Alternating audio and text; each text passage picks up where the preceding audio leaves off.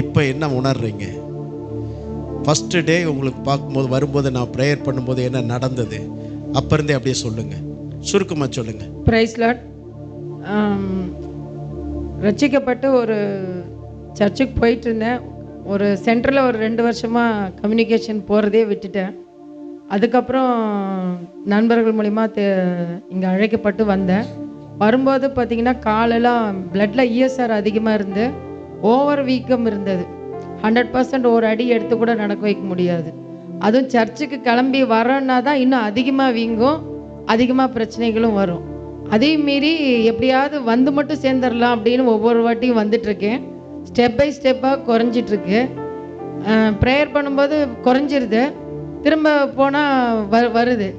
இந்த மாதிரி போயிட்டுருக்கு. இப்போ காலையிலேயும் ப்ரேயர் பண்ணியிருக்கிறேன், நல்லா இருக்கேன்.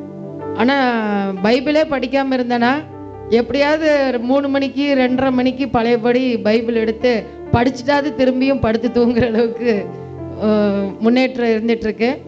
சமாதானமாக இருக்கு. நன்றி. Praise God. Hallelujah.